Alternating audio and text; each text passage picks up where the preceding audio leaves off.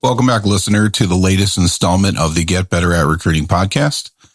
Today, you'll be joined by Noel Wolf, myself, Alex Lebelski, and Sonny Manzo as we discuss some productivity tips for every recruiter. Sometimes salespeople can use these as well. How do you manage email? How do you manage your calendars? How do you structure your day? How do you just actively be productive? We may have some episodes in the future where we'll dig a little deeper into these topics, but for now, a real high-level overview of some tips and techniques the three of us have learned over the course of our careers that help us be more productive and make use of those money-making hours, those money-making activities, so you don't get distracted and get caught up in browsing Facebook and TikTok and Instagram and looking for Ticketmaster tickets. We want to maximize our day. So join us again, as mentioned. If you like what you hear, please leave us a like.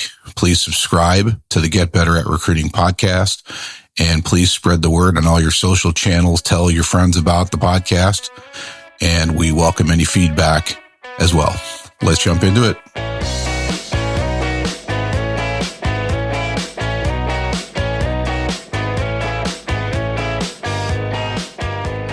We're back. I'm Noel. He's Alex. He's Sonny. And we're talking about how a successful recruiter can plan for success or be successful using a plan. And some of the things we'll jump into are, how do we manage our email? Everybody's getting 1 million emails a day. How do we deal with our calendar? How do you schedule intake calls with hiring managers? How do you, I know Sonny for a long time when you were at your previous company, it was like every day was meetings. Right? You didn't get a lot of time to actually recruit. Everything was meetings and reports and numbers. And then I think critical to the planning piece is understanding this is not anything I invented, this vernacular, but what are your money-making activities and what time during the day should be spent doing those money-making activities, right? Do you want to spend 10 a.m. to 12 p.m. doing email, or is that time best used for calls, right? Or sending out emails and things of that nature.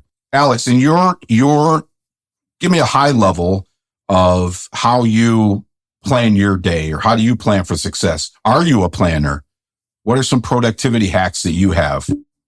So not a short answer, but I'll answer it in a short way, is that it depends what role I'm in. So if I'm contracting in-house at a client, I am more than likely getting a lot of inbound candidates because of the volume. As I mentioned, previous podcast listener, I at any point can be running 25 to 35 recs, depending on the company I'm working for. And so it leaves very little time, as you both know, to source. So there's a lot of inbound candidates, and I take full advantage of them. Before I close my day, and this is the short version, I sort through all of my recs. I make sure that going into tomorrow, I don't have any leftover resumes I haven't reviewed. Those that I'm interested in, I send them an email asking them for availability so that when I show up the next day, more than likely my inbox is full of people that have replied to me, and I'm booking meetings sometimes that day, sometimes throughout the week. So I can do roughly, if that system is working and we have that volume, I can knock out upwards 10, 12 screens per day. And that's my goal, is I really want to do 50, 60 screens per week, depending on how many candidates I have. But that's on the in-house. And then we can talk about it some other time on what I do when I'm between projects and I'm networking. That's a whole different ballgame. Well, I mean, that's what, let's talk about here, Alex. I mean, we have the time to do it without, making this a 2-hour podcast, but how do things differ when you're not in-house, when you're out at a different kind of a situation? And that's really what I'm working on. You both know that I'm working with the two coaches, Jason and Trisha from More Essentials. And what I'm trying to do is put my plug alert and great, being grateful alert. And I know you guys hear me talk about them all the time, is that I am most successful before I close my day as an entrepreneur, that I fill up my calendars with appointments and to-dos so they're in front of me. And again, I use my laptop and Outlook religiously. I try to be as electronic as possible. I write it down, it's going to go into La La Land. And that's when I'm most successful. So if I know I need to call 10, 15, 20 clients, I put them on my calendar. I don't put them all on one page and then check them off. I block either 15 minutes or 30-minute blocks. And if they don't pick up or if they blow up a call, I use that time to do some research and then I move on to the next client.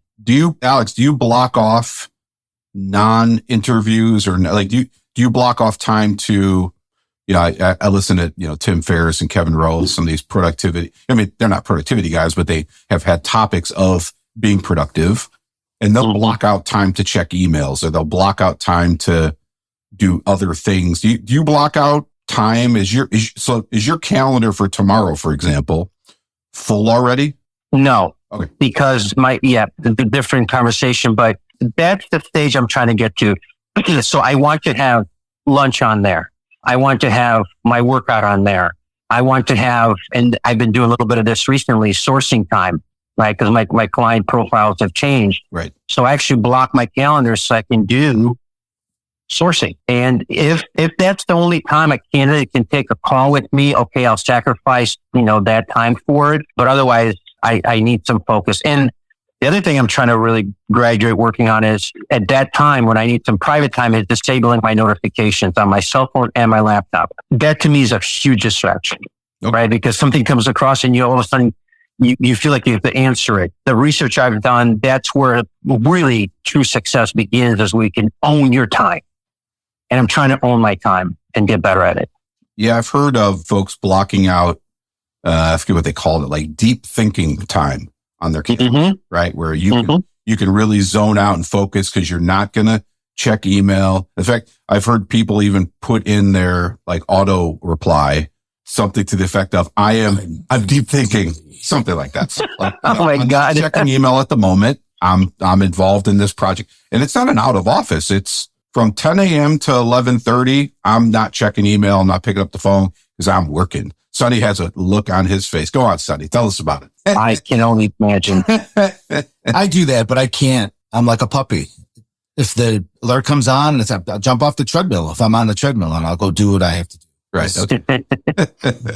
We already said I'm the don't. Maybe I'm not the don't. I've been thinking about this a little bit and listening at the same time, but I think my planning is very unique to me. Okay. Because I've learned over the years that, and I tell my team this all the time, if something comes up, I'm going to do it right now. If it's a little 2-minute thing, I'm just doing it. I don't care what's going on. I'm just going to do it. I'm going to get it done and get it off my plate. Right. There are certain things, there's a way that I go through my day. If I have recs myself, then I'm going through my candidates as they come through, and I will schedule screens whenever throughout the day, evening, morning, whenever it is.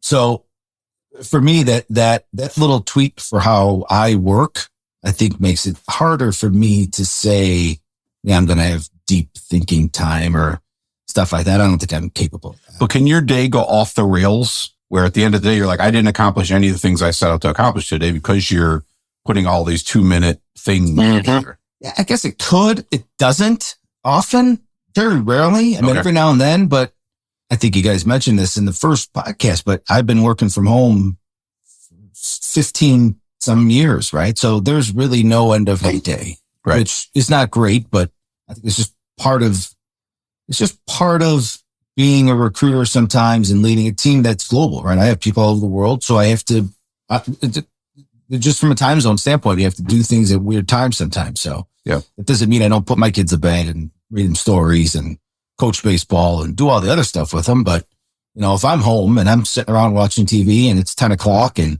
somebody in Singapore pings me, I'm going to answer them. Right? It's not, for me, it's better to do it right then than remember to do it in the morning.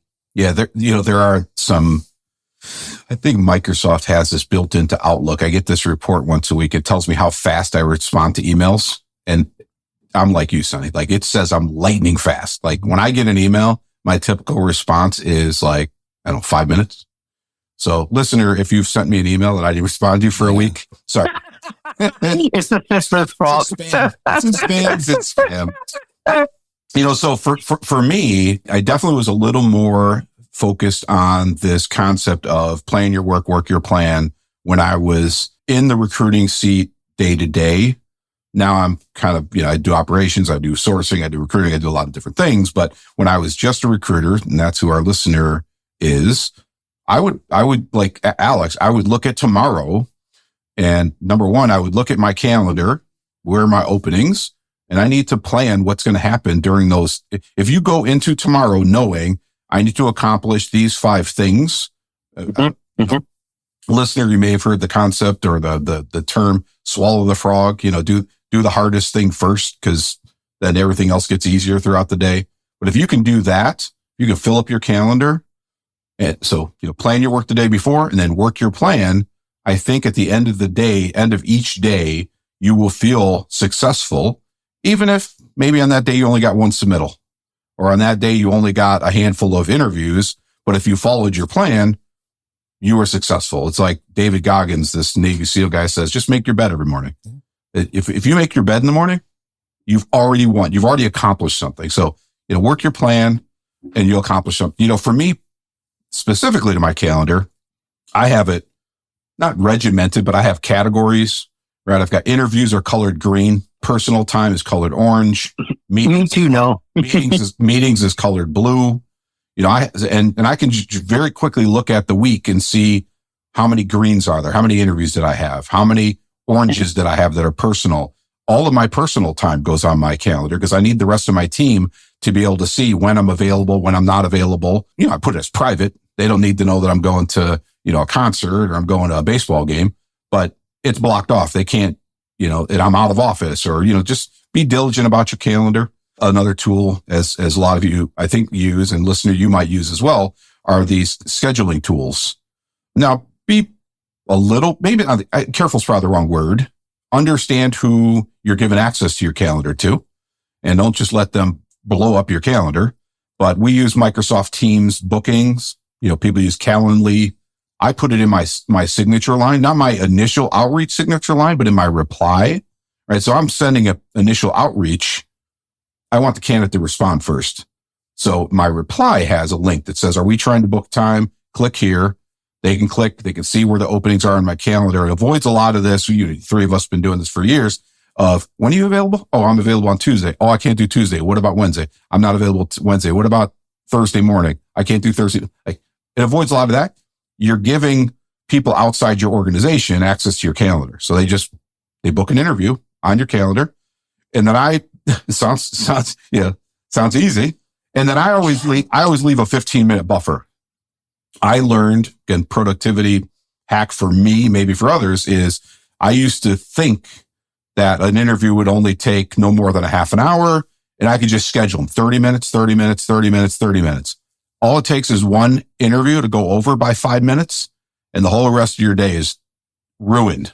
Every interview after that is 5 minutes late. Hey, sorry, I had an interview this morning, it threw me off, and now so now I leave, if I schedule a 30-minute interview, I leave 15 minutes for, go to the bathroom, grab a drink, finish my notes, wrap up the interview before I move on to the next one. I don't have interviews butted up against the next interview. What about you? I learned that lesson a long time too. And I spent a lot of time earlier in not earlier in my career because I didn't schedule as much. I just blindly cold called people when I saw them, to be honest. But since I've started scheduling those screens and calls and scheduling interviews, I used to piggyback them up right up against each other. And I always find myself, which is, I hate to admit it, but sending an email to that next call to let them know, hey, I'm going to be 10 minutes late, Yep.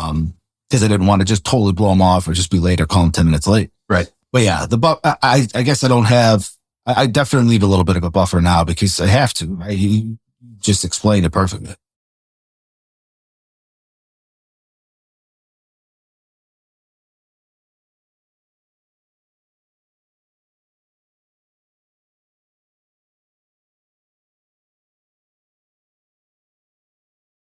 Alex, would you ever use, and I asked this in a leading the witness kind of a way, because I am a staunch opponent of it, but do you use mass emailing? Like, would you mass email 10 candidates or 100 candidates on LinkedIn or out of your database? We're talking about productivity hacks. And I think, the listener listening, because I've had, again, I have new recruiters and One of them's like, that's a productivity hack. Just email 100 people all at once.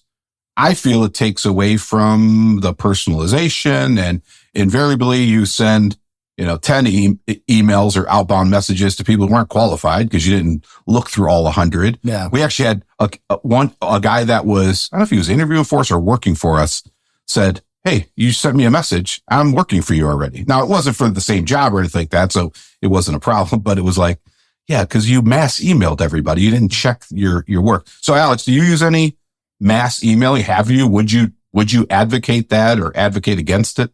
I would advocate against it because I was also one of those guys that did a mass email. This was years ago, and it just didn't feel right. I got a really wonky response from somebody. May have actually been somebody in the company. I was like, oh man, sorry, I was moving too fast. And ever since then, I personalized every single message. I may not go as far as saying, hey, I read your profile and I like what you're doing currently at company XYZ. I know recruiters do that, but I at least single them out by their first name.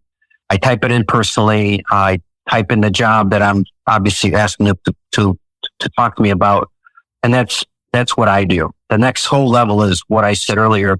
I know some recruiters that read the profile and actually call it out in each email. You're doing a really specific, like a C-suite type of search, maybe, okay, because you're only talking to 10, 20 people. When you're doing high volume, I'm going to go to my plan A. Yep. How about you guys? I will. It does depend.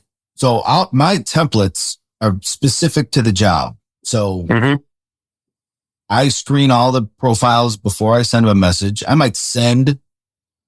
So it depends, right? If I have a broad search, but I have a specific, if I need a bunch of people, right? Or something along those lines, I'll do the mass email, but I'll screen all those people. I mean, I'll look at other profiles before I send it. Right? I'm not just going to set up line. And my template this is going to sound ridiculous. It's specific enough and vague enough to hit them all, to make it interesting for everybody. Sure. But I'll also do the specific one, the personal one. It's the same message, maybe 2 lines, right? Obviously we'll put their name in there, but it'll say something to the effect of, I need this, this, and this. And your experience at blank and blank could be a really great fit for what we're doing. Yep. Just that simple. I mean, just to make it a little bit more personal. And again, I'm not throwing 200 people in a project on LinkedIn and emailing them in a mass thing without looking at them. Yeah. Templates. I was going to get into that too. Templates have been just a godsend for me. I don't know about you guys, but LinkedIn's had templates for a long time. We've probably got 1,000 templates, and really you just need one that you can modify over and over and over again, right? Dear insert first name, blah, blah, blah. I'm calling you about an insert tech skill job in insert city, so on and so on. And the next one you do is for a different flavor. So you're modifying the template all the time. Right.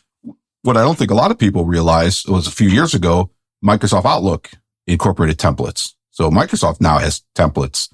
So if you're not working out of your database, which, your applicant tracking system should have templates. If they don't, you need to switch. LinkedIn has templates.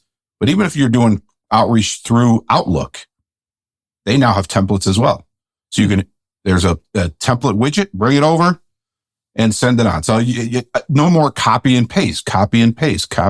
See, here's what. You know what else they do, guys? Alex, signatures. Yes. I would have a signature was my template. Yep. It's like I would have a signature that was, dear XXX, saw your profile it was my email. It was a signature. It was a signature. And I would just go to that person. I would put that. That was your workaround. Well, now they have templates. You don't have to do it anymore. They have templates. But I think it's limited to 10, which is enough for an individual recruiter to, get the word. So my templates I've got one that's a response to a candidate template, right? Yep. Somebody applies to a job. There's a quick template. And again, it's not automated. I do it. I click send. I look at the person's resume and I say, okay, you're a good fit for this role. I click template number 1 or whatever it is, response to applicant. Mm-hmm. Hey, thanks for applying to the job. I think you're great. When can we talk? Next one is sent you an email, so LinkedIn. And now I'm following up email, right? Okay. I used Swordfish or Talent Ticker or HireEZ to find their actual email address. And now I'm following up. So I hit them on LinkedIn. Now I'm also, but anyways, templates have been a godsend. You got to use your listener. use your templates. It will save you hours a day, hours of your life. Use the templates. I used to have Word documents with email after email. So, you know what I had before they made templates? Before the signatures. Before I found templates, I would have them as drafts. So I would keep them in my drafts folder. So in my drafts folder right now, there's probably 40 drafts, and each draft is Java for TrustWave or this Oracle for blah, blah, blah. Every draft was where I'd go copy and paste, but now we have templates. Alex, you use templates a lot at all? I use those signatures. I create a signature for everything. Thanks, I'll call you in 10 minutes. I'm running late, or I need to reschedule. If there's an email that I'm typing up, I create a signature. Yeah. And I just give it a nice, funky name. Yeah, I believe in templates. Yeah. Gotcha. So, one thing I mentioned earlier about money making activities, I think one thing that gets lost on and listener, if you're a millennial or a Gen Y or Z or, whatever your newer age might be, one thing I've noticed that gets lost with folks who haven't been long in the tooth and doing this as long as the three of us is not using the phone enough, right? Leaning too much on technology. And technology is certainly important and we should use it to its advantage. But ultimately, to be a great recruiter, to be a successful recruiter, you have to be able to pick up the phone and call someone. So you have to have, I don't know what the number would be. I don't know if there is a goal or a metric, Sonny or Alex, but we have to call people. Yeah. Right. I actually told my recruiters, you got to call, you got to text, you got to email, you got to in-mail. You may have to DM them on Twitter, pull out the stops, find a way to get a hold of this person. But ultimately, all of those roads converge at a phone call. Yep. So why not start with a phone call? Yep. Agree? Disagree? 100%. Most important tool a recruiter has, right. Telephone. Yeah. Number one tool. You mentioned HireEZ. We use HireEZ. I've used ZoomInfo recruiter platform before, but having that data to reach out directly to people is probably old school, like you said, but it translates. The only way you're going to get the information you need is to actually have a conversation, right? And even if it's a cold call to say, hey, I saw your resume and your background's perfect for this job. I didn't want to wait for you to email me back. Right. Would you be interested in talking? It doesn't have to be now, right? I'm sure it's a terrible time. I ambushed you, but is there a better time we can talk? Right. And because I think it's so rare these days, people are like, oh, wow, this person's really interested in talking to me. He actually just called me. If they pick up, right? And see unknown caller or no caller ID. Sometimes you don't get it, but it still translates today. Yeah. I read these articles or I see these studies of people don't want to get phone calls anymore, right? They're send me a text or I'm looking at the caller ID or sure, that may be so. But if I get your voice, I'm actually okay getting your voicemail. Yeah. Because I think I come across professionally. I know what I'm talking about. I'm calling you about a job. I'm not calling you again to sell you a car warranty. Mm-hmm. I'll leave your voicemail. It's fine. But I want to call you. Yeah. I don't want to look. My knock on like Indeed and LinkedIn is I don't have the contact information, right? It goes off into this black hole and their report tells me 100 of your emails got opened.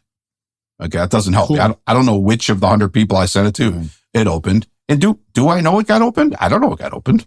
So I want to guarantee I got a hold of the person. I'm going to call them. And conversely, if I'm using Outlook, I use HubSpot. HubSpot has an email opener tool. Yeah. Right. It's not a read receipt. Okay. People can block read receipts, but HubSpot has a tool that will tell me that a person opened it, when they opened it. And now I can strategize on, okay, they opened it and they didn't call me. What's my next move? Do I let them know that I know they opened it? Probably not. But I wait till the next day. Hey, I'm not sure if you opened my email, knowing full well they didn't, right. Or they did, but I wanted to talk to you about this position or so on and so on. Yeah. Yeah. But the other thing, back to the phone calls, I answer the phone all the time. All the time. If I don't know the number. All the time. Mike makes fun of me all the time about it. You just answer your phone. It's ringing. You just answer it. I'm like, yeah, that's like old school. Yeah. We used to say phone rings. That's money on the other end. I would put my money on, listener, if you are a recruiter in your office who makes phone calls, you'll win. And there's someone else in your office who wants to analyze and research and send in mails if they send out 1,000 mass emails today, but you make phone calls, you will win. Because you're skipping from step A to step Z. Like, you're going to win. You have to get them on the phone eventually. Why not get them on the phone earlier in the process? But you do have to. You got to have some research, right? Yeah. No, there's a skill to those calls too, right? You have to be respectful of people's time, right? You're calling them out of the blue. If you don't do it correctly, you're no different than the automated message selling insurance, right? So you have to be respectful for how you do it. Give them in the first 5 seconds, tell them why you're calling and why you picked up the phone and called them, right? That's going to give them anybody, people love to be wanted, right? So if you're that excited about a candidate, let them know, right? And then right after that, let them know, I don't have to talk to you right now, but if you're interested, I want to talk. Let's talk about when you can. Right. So there's something to that too. You can't just spam dial like, dialing for dollars, right? You can't do that. Well, the other thing, Sonny, too, is, and Alex, I'd love to get your opinion on this, is that in our previous podcast, we talked about the fact that, this isn't necessarily an 8 to 5 job, right? Listener, I don't know who you work for, what their model is, work from home, PTO, these other things. But, we just finished up Thanksgiving 2022. And I told my team earlier in that week, I said, look, I'm not going to force you to work Friday, right? That would be, mean of me, whatever. And it is a holiday. It's you have a 4-day work week or weekend. You don't have to work Thursday, but I will tell you, recruiters will get a hold of people on the Friday after Thanksgiving while they're out Black Friday shopping. It's been a little different in our world lately with, COVID and people working remote, and it's more prevalent now in IT than it's ever been. So you probably could get a hold of somebody during the day who's sitting at home, banging out code. But it used to be you call a person, they're in their cubicle, they're whispering to you, you called me in the middle of the day? Crazy. I can't tell you that I'm interested. I can't tell you my salary. Like, I'm sitting next to my boss. So you have to be understanding that you're probably going to put some phone calls in after hours on a Saturday, on a Sunday, if you want to, again, earn a good living as a recruiter. So it may not be that your calls are all during the normal workday. Alex, what say you? Well, first, I'd like to say that I do both. I email, I don't text. I think for me right now, that's a little too much. Unless I'm really desperate, I feel somebody's ghosting me, fine, I'll do it. But I email and I call right away at the same time. So what I'm basically saying is I may make a phone call, and if they don't pick up, I immediately send an email. Hey, just left you a voicemail, following up with a quick email. Depending on what gets to you first, give me a call. That's one. The other thing is, to answer your most recent question is, I don't know. I am sensitive to their day, but I also recognize it. And I tell them right off the bat, hey, I know I'm calling unannounced. If this is not a good time, let me know, but here's why I'm calling. And 9 times out of 10, they do want to talk. And here's another thing that I found, guys, is that if a person is remotely thinking about looking for work or is kind of networking, they pick up the phone even though they're happily employed. And I can't say that I have statistics on that, but I find that most people that I call pick up the phone. And I don't know, maybe it's because it says Alex Lebelski or whatever, the phone number intrigued them, but I get a lot of hits when I call. I really do. So that's why I enjoy making the phone calls, because I'm not just leaving voicemail. I actually catch people live. There are different studies. I read one recently. I'm going to get the numbers wrong. I'd probably have to, find the link and put it in the show notes. But if you reach out to someone, I think it's 7 times. It's at least 5. Yeah. I think it's 5. They used to teach us at least 5 touch points. Right. And that doesn't mean 5 emails. Maybe it's, 1 email and a phone call, but you space it out too. You don't want to be, desperate for lack of a better word. You don't need to blow up the person's, give them time to respond. You don't have to, at 12 noon, call them, text them, email, in-mail. Like, right. You probably look like a spammer and you probably look desperate, but you call them on Monday. You haven't heard back from them. Send them an email on Wednesday.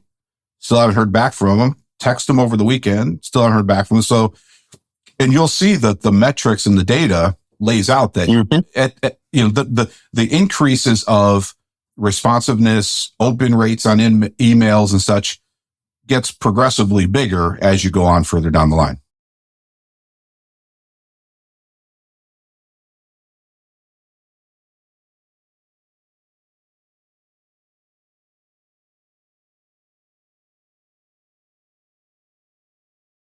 Any tips, Alex, on managing email? I know we get a million emails. Do you have a system, some wisdom to impart on the listener? I color code them. Red means it needs my attention. If it's urgent, I'll respond right then and there. No, like you said earlier, if it can wait till at least by close of business, I'll mark it as red. Wait a minute. You're color coding your emails? Yeah, because you can make it urgent, right? So on the right side, you can make it red, like flag it red. It's important. Or you just, I read, I have the sidebar, right? So I know what the email is all about. And if somebody's just responding to me or whatnot, and I don't need to take action on it, I mark it green. So if you look at all my emails, they're either all green because I've accomplished that task, or I've read it and pushed that off to, okay, it's done, or they're marked as red, and red rarely goes into the next day. So I finished my day again by going through all my emails for that day one more time, just kind of breeze through them. If I missed a couple of reds, I take action right then and there. It could be candidate's availability, right? That I need to schedule an interview, or maybe I need to provide some sort of a report. I mark it red. Yeah. How many unread emails do you have right now? I don't have unread emails at the end of my day. I don't either. How many you got, Sonny? I don't have them either. I talked to, I won't pick on him, a recruiter I know. He's like, you read every one of your emails? So I'm like, yeah, dude, that's our job. Like, read it or delete it or act on it. No, I read it. I mean, I respond to it. I'm not saying I don't have 1,000 emails sitting in my inbox that probably need some level of attention. But I have at least read them. So I know that this one is important. That one's not important. I remember saying to him, hey, did you get my email? I got a lot. I have 1,000 unread emails. Absolutely not. I said, and if anything, you better sort those emails by sender, and mine better be at the top of the list. How many? Well, there you go. Yeah, how many candidates are there? Right, there's candidates in there. There's applicants. His or her next hire is sitting in their inbox. Make sure that person gets a copy of this podcast. Yeah, I'll send them a copy. Yeah. Thank you. The other thing I do too is I use my, I don't know if you do this in Outlook or if you keep a scratch pad or how different people do it, but my to-do list. There's a task bar on the right-hand side of Outlook, and that's where I keep and look, I try to keep the list manageable. Some things do roll over day after day after day. If you're good, it probably shouldn't roll over. You should get it. You should get those things knocked out. Like I said earlier, swallow the frog, knock it out, clear that list. What about you? You have a to-do list? You keep a scratch pad on your phone? Where is it? It's gotta be a scary day for me to have a to-do list. And it's on paper. You don't have a to-do list for tomorrow? No. All right. I know what I have to do. Okay. But I don't have a to-do list. I got you. Why you, Alex? What I mean? Yeah.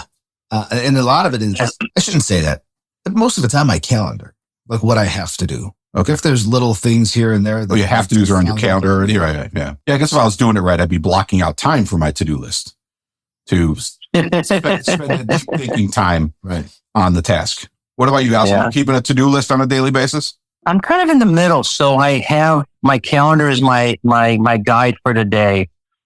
And then if I have a to-do that's important, I block the time on the calendar. I'm not very good with the to-do list. It's kind of distracting because I'm in my calendar or I'm in my email or I'm in, some kind of an ATS, right? So theoretically, I have like 3 monitors running because I like everything somewhat organized. I just feel it's like an extra thing. So I haven't really embraced that. I am working on it. I just can't seem to find the rhythm or a true need for it. And I have friends of mine that swear by it. Tony, my wife, she's got a to-do list and it works really well for her. It's just an extra tool. I don't know, guys. I'm kind of soft on it right now. Since we're talking about productivity type topics, and maybe this is our last one, I learned a few years ago to start using a second screen, right? I have a laptop. My desk now looks like a stockbroker, right? I've got Outlook on one screen. I've got an applicant tracking system on another screen. Maybe I've got, my job boards on a third screen. Are you guys doing that too? Or is it all, what are you guys doing? I used to do it at TrustWave in the office because I had the setup. Yeah. I wasn't in the office that often, but when I was there, I had it that way. Yeah.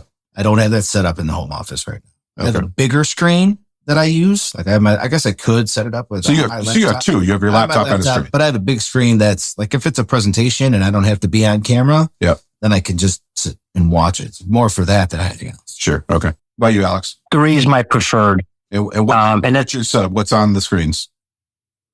ATS on one, email and instant messaging is on the same. And then my third is usually like a spreadsheet or where I read resumes.